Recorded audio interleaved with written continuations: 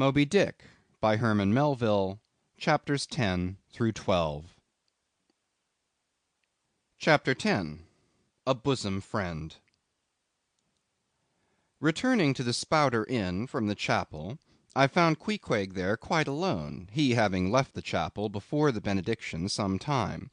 He was sitting on a bench before the fire, with his feet on the stove hearth, and in one hand was holding close to his face that little negro idol of his, peering hard into its face, and with a jackknife gently whittling away at its nose, meanwhile humming to himself in his heathenish way.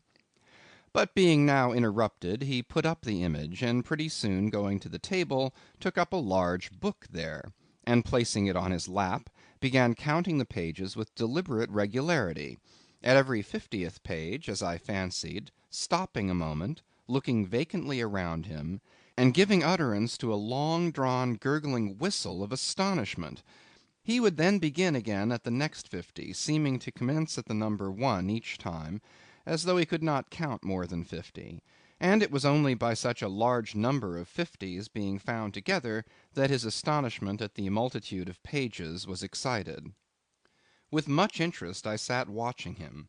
Savage though he was, and hideously marred about the face, at least to my taste, his countenance yet had something in it which was by no means disagreeable.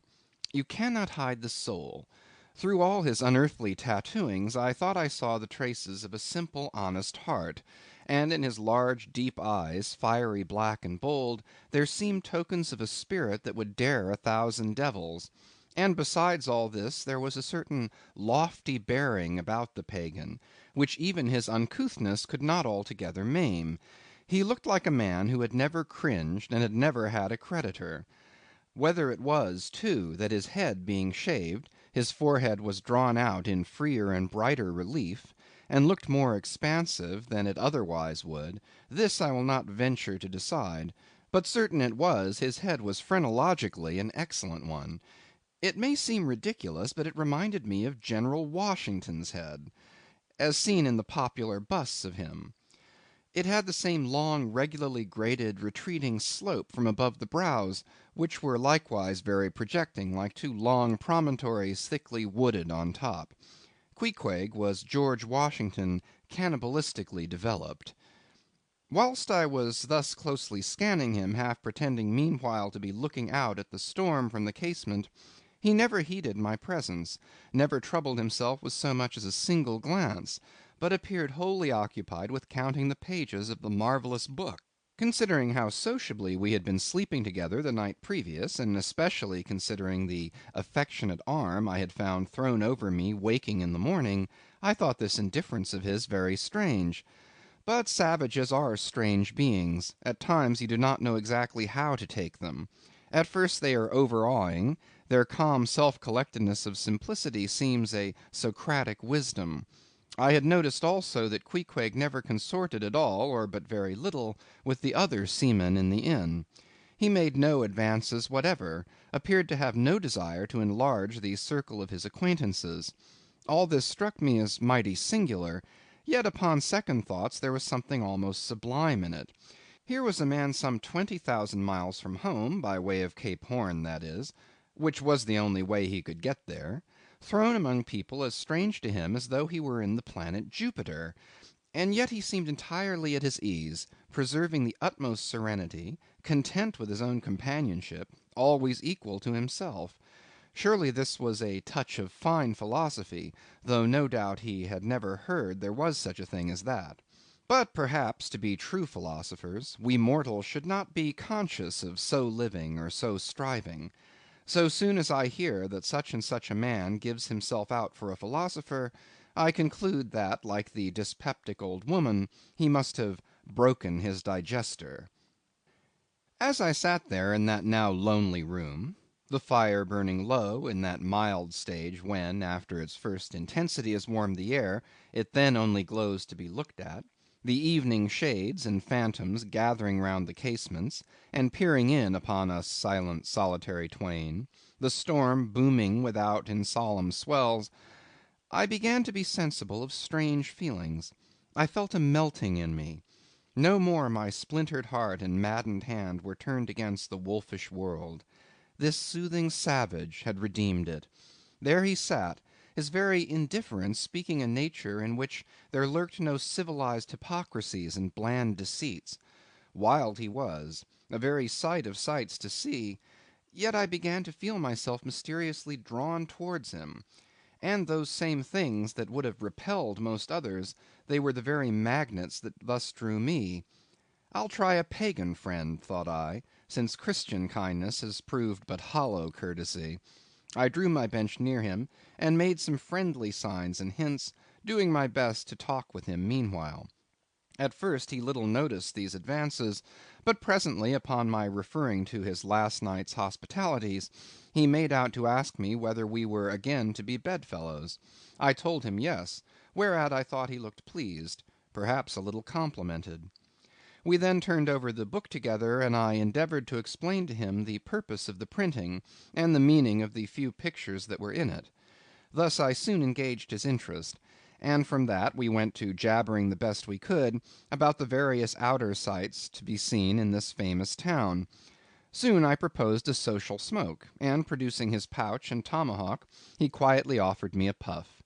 And then we sat exchanging puffs from that wild pipe of his, and keeping it regularly passing between us. If there yet lurked any ice of indifference toward me in the pagan's breast, this pleasant, genial smoke we had soon thawed it out, and left us cronies. He seemed to take to me quite as naturally and unbiddenly as I to him, and when our smoke was over, he pressed his forehead against mine, clasped me round the waist, and said that henceforth we were married, meaning, in his country's phrase, that we were bosom friends.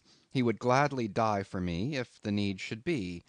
In a countryman this sudden flame of friendship would have seemed far too premature, a thing to be much distrusted; but in this simple savage those old rules would not apply. After supper and another social chat and smoke, we went to our room together. He made me a present of his embalmed head, took out his enormous tobacco wallet, and groping under the tobacco, drew out some $30 in silver. Then spreading them on the table, and mechanically dividing them into two equal portions, pushed one of them toward me, and said it was mine. I was going to remonstrate, but he silenced me by pouring them into my trousers pockets. I let them stay. He then went about his evening prayers, took out his idol, and removed the paper fireboard. By certain signs and symptoms I thought he seemed anxious for me to join him, but well knowing what was to follow, I deliberated a moment whether, in case he invited me, I would comply or otherwise. I was a good Christian, born and bred in the bosom of the infallible Presbyterian Church. How then could I unite with this wild idolater in worshipping his piece of wood? But what is worship, thought I? Do you suppose now, Ishmael, that the magnanimous God of heaven and earth, pagans and all included, can possibly be jealous of an insignificant bit of black wood? Impossible. But what is worship? To do the will of God, that is worship. And what is the will of God? To do to my fellow man what I would have my fellow man do to me, that is the will of God. Now Queequeg is my fellow man, and what do I wish that this Queequeg would do to me? Why, unite with me in my particular Presbyterian form of worship. Consequently, I must then unite with him in his. Ergo, I must turn idolater. So I kindled the shavings, helped prop up the innocent little idol, offered him burnt biscuit with Queequeg, salaamed before him twice or thrice, kissed his nose, and that done, we undressed and went to bed, at peace with our own consciences and all the world. But we did not go to sleep without some little chat. How it is I know not, but there is no place like a bed for confidential disclosures between friends. Man and wife, they say, there open the very bottom of their souls to each other, and some old couples often lie and chat over old times till nearly morning. Thus, then, in our heart's honeymoon, lay I and Queequeg, a cosy, loving pair. Chapter 11. Nightgown. We had lain thus in bed, chatting and napping at short intervals, and Queequeg now and then affectionately throwing his brown tattooed legs over mine, and then drawing them back, so entirely sociable and free and easy were we, When at last, by reason of our confabulations, what little nappishness remained in us altogether departed, and we felt like getting up again, though daybreak was yet some way down the future. Yes, we became very wakeful, so much so that our recumbent position began to grow wearisome, and by little and little we found ourselves sitting up, the clothes well tucked around us, leaning against the headboard with our four knees drawn up close together and our two noses bending over them, as if our knee pans were warming pans. We felt very nice and snug, the more so since it was so chilly out of doors. Indeed, out of bedclothes too, seeing that there was no fire in the room. The more so, I say, because truly to enjoy bodily warmth, some small part of you must be cold; for there is no quality in this world that is not what it is merely by contrast. Nothing exists in itself. If you flatter yourself that you are all over comfortable, and have been so for a long time, then you cannot be said to be comfortable any more. But if, like Queequeg and me in the bed, the tip of your nose or the crown of your head be slightly chilled, why then indeed in the general consciousness you feel most delightfully and unmistakably warm. For this reason a sleeping apartment should never be furnished with a fire, which is one of the luxurious discomforts of the rich. For the height of this sort of deliciousness is to have nothing but the blanket between you and your snugness and the cold of the outer air. Then there you lie like the one warm spark in the heart of an Arctic crystal. We had been sitting in this crouching manner for some time, when all at once I thought I would open my eyes; for when between sheets, whether by day or by night, and whether asleep or awake, I have a way of always keeping my eyes shut, in order the more to concentrate on the snugness of being in bed. Because no man can ever feel his own identity aright except his eyes be closed, as if darkness were indeed the proper element of our essences, though light be more congenial to our clayey part. Upon opening my eyes, then, and coming out of my own pleasant and self‐created darkness into the imposed and coarse outer gloom of the unilluminated 12 o'clock at night, I experienced a disagreeable revulsion. Nor did I at all object to the hint from Queequeg that perhaps it were best to strike a light, seeing that we were so wide awake; and besides he felt a strong desire to have a few quiet puffs from his tomahawk. Be it said that though I had felt such a strong repugnance to his smoking in the bed the night before, yet see how elastic our stiff prejudices grow when love comes once to bend them. For now I liked nothing better than to have Queequeg smoking by me, even in bed, because he seemed to be full of such serene household joy then. I no more felt unduly concerned for the landlord's policy of insurance. I was only alive to the condensed, confidential comfortableness of sharing a pipe and a blanket with a real friend. With our shaggy jackets drawn about our shoulders, we now passed the tomahawk from one to the other, till slowly there grew over us a blue hanging tester of smoke, illuminated by the flame of the new lit lamp. Whether it was that this undulating tester rolled the savage away to far distant scenes, I know not.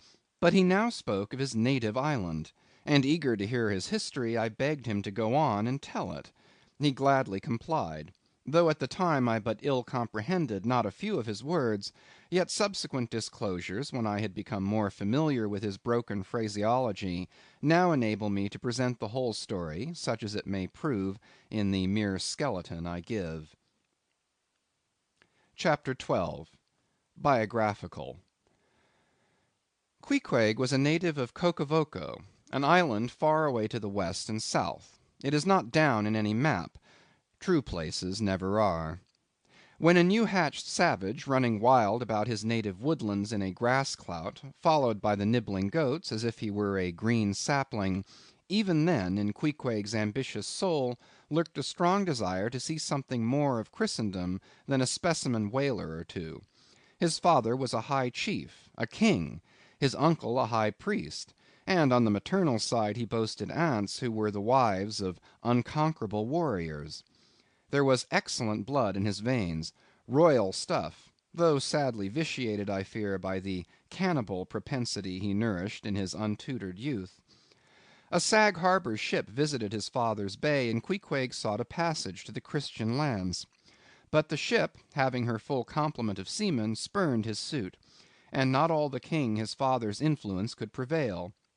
but Queequeg vowed a vow.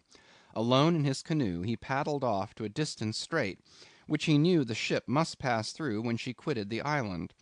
On one side was a coral reef, on the other a low tongue of land, covered with mangrove thickets that grew out into the water.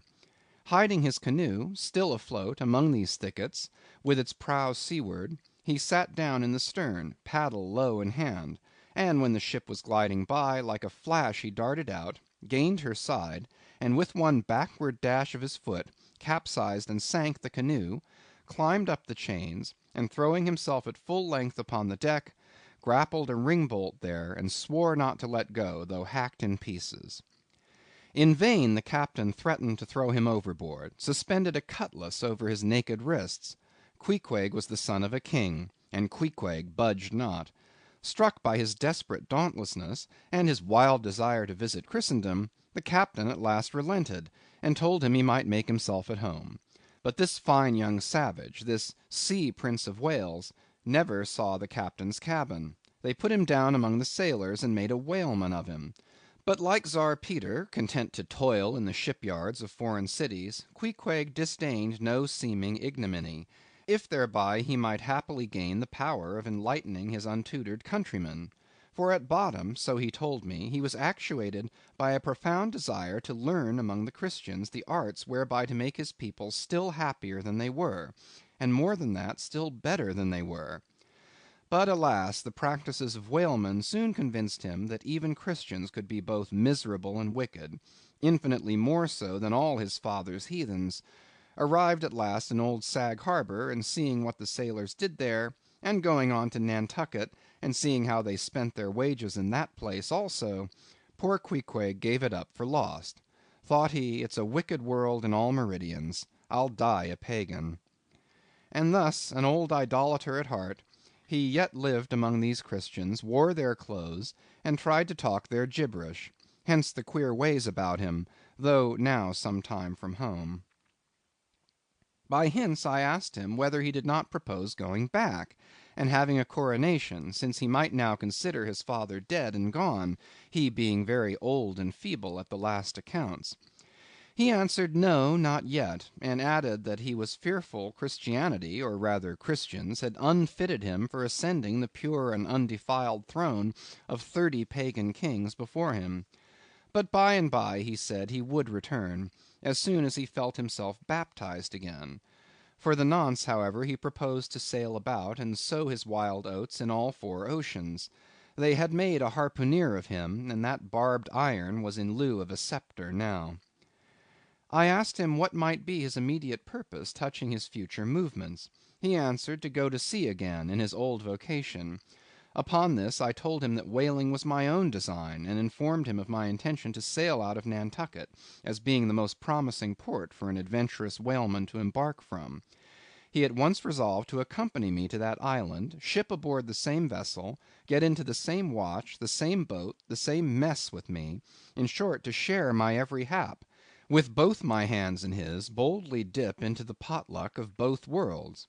To all this I joyously assented, for besides the affection I now felt for Queequeg, he was an experienced harpooner, and as such could not fail to be of great usefulness to one who, like me, was wholly ignorant of the mysteries of whaling, though well acquainted with the sea, as known to merchant seamen. His story being ended with his pipe's last dying puff, Queequeg embraced me, pressed his forehead against mine, and blowing out the light, we rolled over from each other this way and that, and very soon were sleeping. End of chapters 10 through 12.